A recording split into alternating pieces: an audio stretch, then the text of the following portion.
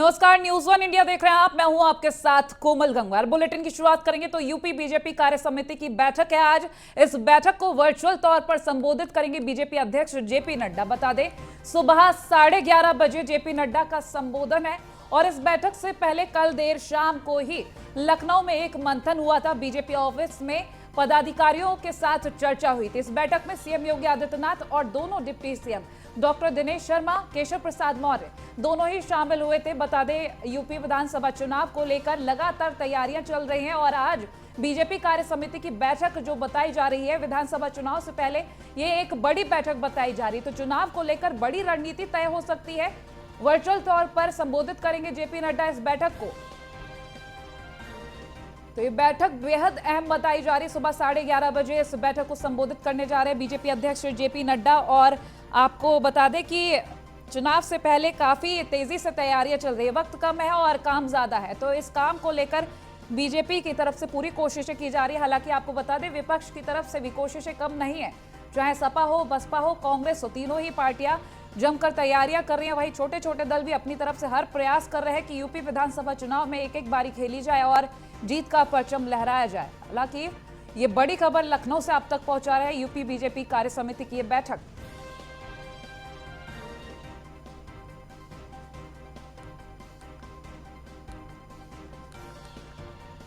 तो वर्चुअल तौर पर संबोधित करेंगे इस बैठक को बीजेपी अध्यक्ष जेपी नड्डा। जिस तरह से अगर हम बीजेपी को लेकर यूपी में तस्वीरें देखें तो विकास कार्य को लेकर पुस्तिका घर घर पहुंचाई जाएगी। जो उपलब्धियां हैं उस पुस्तिका के जरिए लोगों तक पहुंचाई जाएंगी। और आपको ये भी बता दें कि साथ ही तमाम कार्यकर्ताओं के साथ बैठक पिछले कई दिनों से भी हो रही है और आज ये जो कार्य समिति की बैठक है बेहद अहम बताई जा रही है।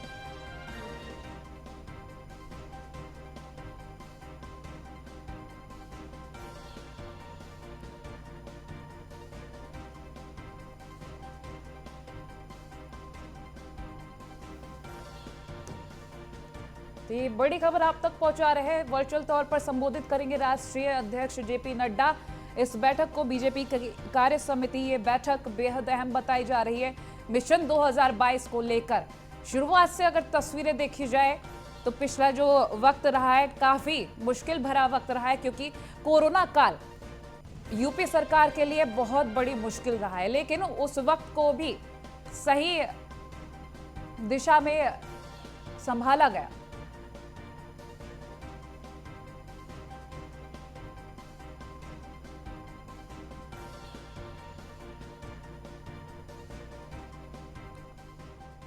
और लखनऊ से खबर, बीजेपी कार्य समिति की बैठक को लेकर डिप्टी सीएम का बयान सामने आया। उन्होंने कहा, पूरे प्रदेश में बहुत सारी कार्य योजनाएं लागू की गई हैं। बीजेपी कार्यकर्ताओं को चुनाव में बड़ी जीत मिली है। तो डिप्टी सीएम का ये बयान। और उन्होंने ये भी कहा कि 10,000 करोड़ की पूर्वांचल में और योजनाएं बनाई गई हैं। क्रय केंद्रों के माध्यम से बहुत अच्छे काम किए गए हैं। ये तमाम बयान सामने आए हैं। बता दें, इस कार्य समिति की बैठक से पहले ये बयान सामने आए।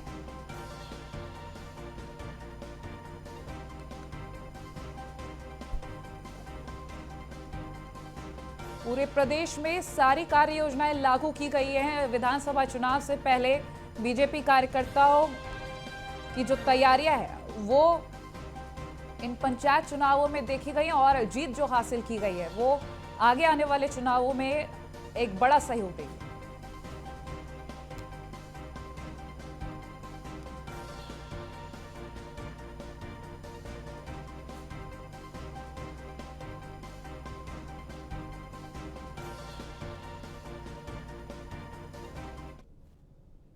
सामान्य सा जो पार्टी संगठन है बूथ स्तर तक पे इस प्रकार से और अधिक सक्रिय होके जनता के जो भी, चाहे कोरोना संक्रमण का विषय रहा हो, चाहे अनाज का वितरण का विषय रहा हो, या विभिन्न प्रकार की जो सरकार की योजनाएं हैं जन जन तक पहुँचे, ये हमारा संगठन बड़े बेहतर तरीके से करता आया है।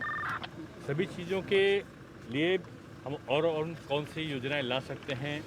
कार्यकर्ता को इतनी बड़ी चुनाव में जीत मिली है, बूथ ब्लॉक प्रमुखों के और जिला पंचायत अध्यक्षों के, उनका हम किस प्रकार से हम उनको आगे ले जा सकते हैं, गांव स्तर पर हम और सक्रियता किस प्रकार बढ़ें। और 4 महीने बाद यूपी दौरे पर आ रही है प्रियंका गांधी वाड्रा। बता दें 3 दिवसीय दौरे पर लखनऊ पहुंच रही है प्रियंका गांधी। दोपहर 1 बजे लखनऊ पहुंचेंगी वो और 3 दिन तक कई जिलों का दौरा भी करेंगी। पदाधिकारियों और जिला अध्यक्षों के साथ बैठक करने वाली है।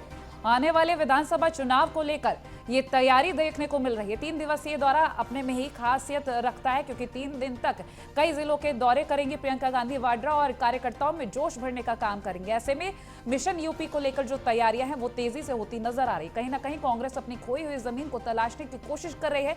यूपी में कड़ी टक्कर देने की बात कही जा रही है कांग्रेस की तरफ से और ये भी कहा जा रहा है कि जो कमान सौंपी गई है महासचिव प्रियंका गांधी को वो रंग लाएगी। तो प्रियंका गांधी का मिशन यूपी। दोपहर 1 बजे लखनऊ एयरपोर्ट पहुंचेंगी प्रियंका। दोपहर 1:35 पर हजरतगंज में गांधी प्रतिमा पर माल्यार्पण करेंगी। लखनऊ की कई विधानसभा सीटों को लेकर बैठक। 17 जुलाई सुबह 10 बजे पार्टी मुख्यालय पहुंचेंगी। शाम 7:30 बजे तक पार्टी मुख्यालय में करेंगी बैठक। अमेठी और रायबरेली के जिला कांग्रेस अध्यक्षों के साथ बैठक।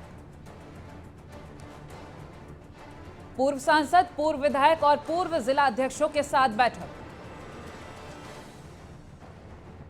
कोरोना से मृत लोगों के परिजनों से भी करेंगी मुलाकात। संगठन को मजबूत कर कार्यकर्ताओं में भरेंगी जोश। तो प्रियंका का ये शंखनाद ग्राफिक्स के जरिए बता रहे हैं चुनाव से पहले पार्टी के लिए जमीन तैयार करना, छोटे दलों से गठबंधन कर खोई जमीन को वापस पाना, पार्टी के पुराने वोटर्स को फिर से अपने पक्ष में करना, खोई हुई जमीन को फिर से हासिल करना, 2022 की लड़ाई में पार्टी को फिर से मजबूती दिलाना।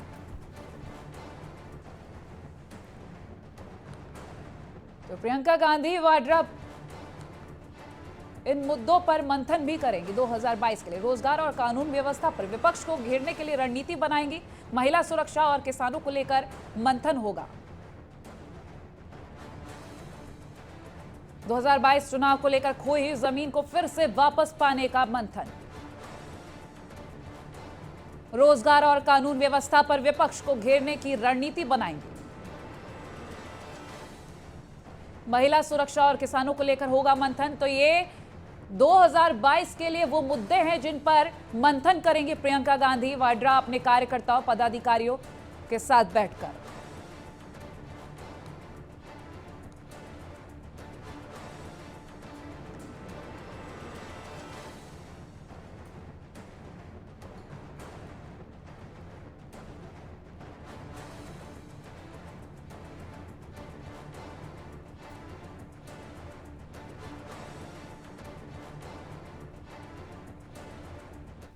और कांग्रेस कार्यालय के बाहर हमारे संवाददाता की खास रिपोर्ट देखिए। कांग्रेस की राष्ट्रीय महासचिव प्रियंका गांधी आज लखनऊ दौरे पर हैं। आज दोपहर वो लखनऊ पहुंचेंगी। दिसंबर 2019 के बाद एक बार फिर प्रियंका गांधी लखनऊ आ रही हैं। लखनऊ 2000 आने का मतलब 2022 की तैयारी है। आज प्रियंका गांधी जब लखनऊ आएंगी तब उसके बाद वो तमाम जो संगठन हैं, उनके कार्यकर्ता हैं, उनके साथ बैठक करेंगी। साथ ही साथ जो अहम मुद्दे उनके होंगे, बेरोजगारी समेत जो अपराध है, इन चीज़ों पर बात करेंगी। साथ ही साथ 2022 को लेकर के दो चुनाव को लेकर के वो जो संकल्प पत्र बनना उनका है या यूँ कहे जो घोषणा पत्र बनना है उसको लेकर के चर्चा होगी। इस समय हम कांग्रेस कार्यालय के बाहर मौजूद हैं। यहाँ पूरी प्रियंकामय कांग्रेस कार्यालय हो गया है। लोग जो हैं कार्यकर्ता हैं उनके आने का सिलसिला धीरे धीरे शुरू हो गया है। निश्चित तौर पे अब से कुछ देर में प्रियंका गांधी भी लखनऊ पहुंच जाएंगी।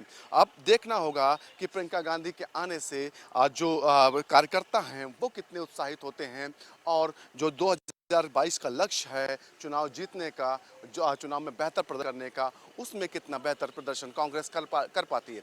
हालांकि जो प्रियंका का अभी 2 दिवसीय दौरे की घोषणा की गई है, संभावना ऐसी जताई जा रही है कि रविवार के दिन भी वो यहाँ रुक सकती हैं। निश्चित तौर पर इस दौरान तमाम जो कार्यकर्ता हैं, तमाम जो नेता हैं, उनसे मुलाकात करेंगी। तमाम जो नाराज नेता चल रहे हैं उनको मनाने की भी कोशिश की जाएगी। निश्चित तौर पर 2020 का लक्ष्य है। जिस तरह से भारतीय जनता पार्टी पहले से चुनावी रणनीति तैयार करने में जुट गई है, अब कांग्रेस को भी उसी धार पर चलना पड़ रहा। लखनऊ से न्यूज़ इंडिया के लिए श्री कुमार, सहयोगी समीर कनकी के साथ। अब आपको ग्राफिक्स के जरिए बताते हैं कि यूपी में कांग्रेस के लिए क्या क्या चुनौतियां हैं। हर चुनाव में करारी हार। यूपी में कांग्रेस के बड़े नेता सक्रिय नहीं। दिग्गज नेताओं का पार्टी का छोड़ना। जमीन से जुड़ा कोई बड़ा नेता नहीं। कार्यकर्ताओं में उत्साह और जोश की कमी।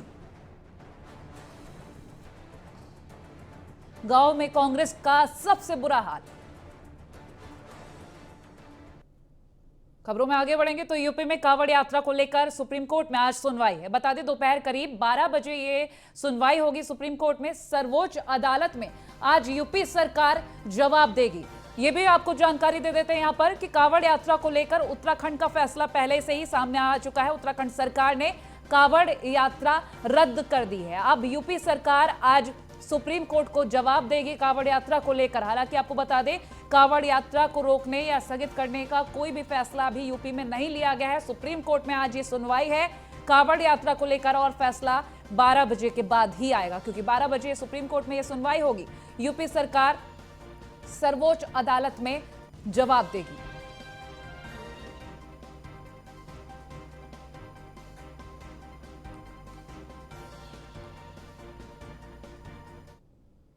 और वहीं कांवड़ यात्रा को रोकने के लिए एक्शन में है उत्तराखंड पुलिस। बता दें 24 जुलाई से कांवड़ियों के लिए बॉर्डर सील कर दिया जाएगा। कांवड़ यात्रा रोकने के लिए डीजीपी के कड़े निर्देश सामने आए हैं। उन्होंने कहा है कि कांवड़िए दिखे तो उन्हें विनम्रता से वापस लौटाएं। निर्देश न मानने पर मुकदमा दर्ज करें। ट्रेनों के हरिद्वार पहुंचने से पहले चेकिंग हो। स्टेशनों पर रोककर कांवड़ियों की पहचान हो। तो उत्तराखंड पुलिस की ये बड़ी तैयारी कांवड़ियों को लेकर। पहले विनम्रता से वापस भेजने की कोशिश की जाएगी और यदि नहीं मानते हैं तो केस भी दर्ज करने के निर्देश दिए गए हैं।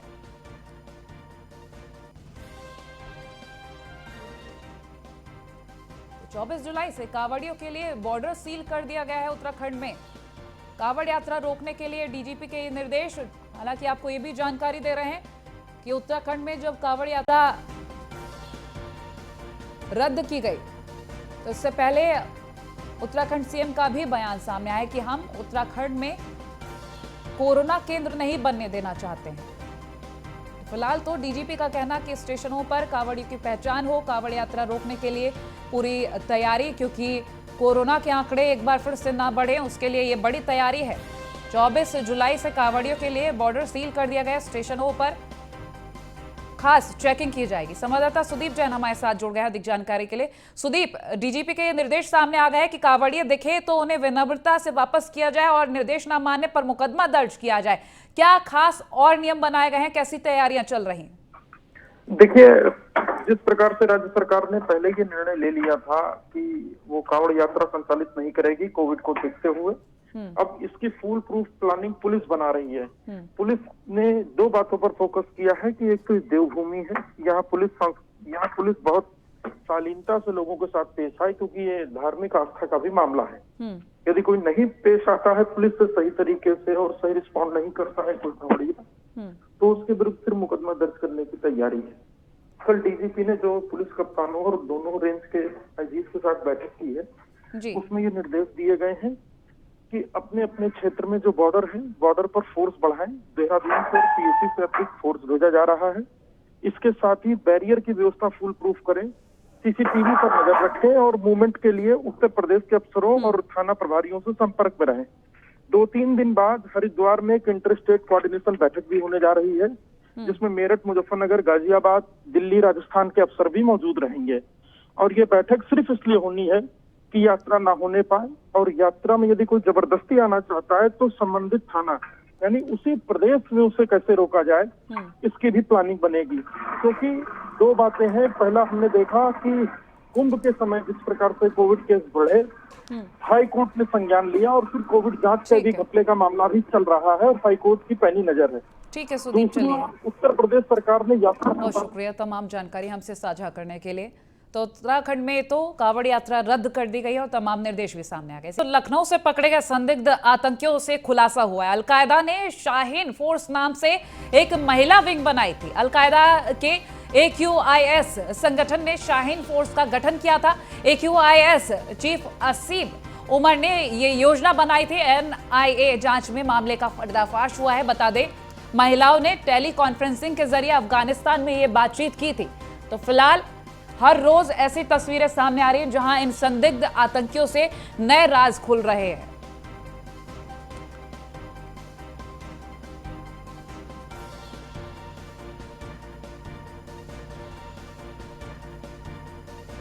तो अलकायदा ने महिला विंग बनाई थी जिसका खुलासा हुआ है इन संदिग्ध आतंकियों से पूछताछ में। अलकायदा ने AQIS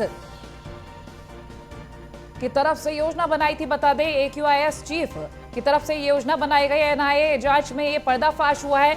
महिला विंग बनाई गई थी। महिलाओं ने टेली कॉन्फ्रेंसिंग के जरिए अफगानिस्तान में बात की थी। तो लखनऊ से पकड़े गए संदिग्ध आतंकियों से ये खुलासा हुआ है। बता दें, इन संदिग्ध आतंकियों को लखनऊ के सर्च ऑपरेशन में पकड़ा गया था। इनके अलावा कुछ और भी गिरफ्तारियां हुई है।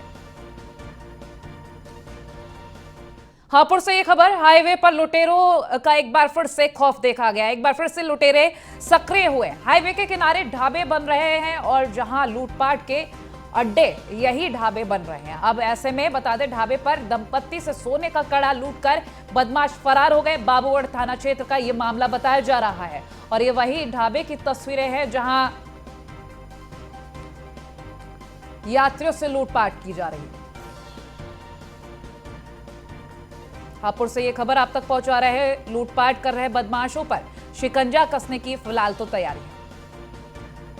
नोएडा में आगामी त्योहारों को लेकर नोएडा पुलिस अलर्ट है। पुलिस ने देर शाम भीड़ भाड़ वाले इलाकों में, बाजारों में देर शाम पैदल चलकर गश्त की है। IPS राजेश S DCP प्रथम खुद पुलिस टीम के द्वारा मार्च करते हुए नजर आए और इस दौरान वो मौजूद रहे। सेक्टर 58 थाना पुलिस ने लेबर चौक, सेक्टर 57, सेक्टर 62, ग्राम नवादा और अन्य इलाकों में पैदल गश्त कर आम जनता से अपील की। साथ ही ACP रजनीश वर्मा और थानाध्यक्ष अनिल राजपूत पुलिस टीम और RRF पुलिस फोर्स भी मौजूद रही। नोएडा पुलिस आगामी त्योहारों को लेकर लगातार पेट्रोलिंग कर रही है। पेट्रोलिंग के साथ साथ थाना 58 में ACP रजनीश वर्मा भी हैं और साथ में DCP खुद मोर्चा संभाल रहे हैं। अपनी पुलिस फोर्स के साथ बात कर लेते हैं। सर, पेट्रोलिंग की जा रही है आगामी त्योहार को लेकर, क्या कुछ कहेंगे आप? थाना 58 क्षेत्र में ACP 2 रजनीश और SHO अनिल और RRF का 2 प्लाटून के साथ हम लोग आज फ्लैग मार्च किए हैं। आने वाला जो त्यौहार है, बकरीद है और कावड़ का मद्देनज़र हम लोग इसको किए हैं आज। साथ ही साथ मैं आप लोगों के माध्यम से ये भी अवगत करना चाहता हूँ कि कोरोना का जो तीसरी लहर एक्सपेक्टेड है, जब 3rd वेव आना है तो हम लोग उसको बचाव के लिए शाम का समय में, अभी जैसे हम लोग खड़े हैं B ब्लॉक मार्केट में, यहाँ कुछ लोग जो बिना मास्क घूम रहे तो उन लोगों को भी सतर्कता के लिए एक दिया गया, इन लोगों को सचेत किया गया है एंड जो गरीब लोग इन लोगों को मास्क भी बांटा गया है। बहुत बहुत धन्यवाद। ये थे DCP राजेश S, जिनका साफ कहना है।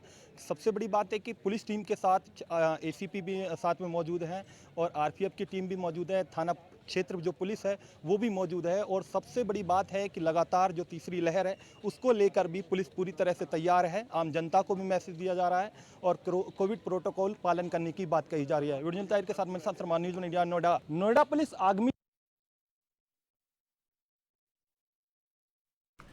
तो ये नोएडा से खबर आप तक पहुंचाई जहां पैदल गश्त की तस्वीरें आप देख रहे थे। फिलहाल पुलिस की तरफ से पूरी तैयारी है, किसी भी तरीके की कोई अराजकता ना देखी जाए। हर जगह पैदल गश्त कर खुद अधिकारी इन तस्वीरों का जायजा ले रहे हैं, जहां से आपको सीधी तस्वीरें दिखाई हुई सेक्टर 62, सेक्टर 58 और अन्य क्षेत्रों की तस्वीरें दिखाई। खबरों में आगे बढ़ेंगे तो न्यू का महाअधिवेशन आज है। बता दें, मेरठ और बागपत की जनता से जुड़े मुद्दों पर जनप्रतिनिधि जवाब देंगे। कोरोना काल में किए गए कामों को लेकर उनसे सवाल होगा। किसानों और नौजवानों को लेकर भी सवाल किए जाएंगे। लोक कला और संस्कृति पर भी बातचीत होगी। कानून व्यवस्था को लेकर भी कई सवाल किए जाएंगे।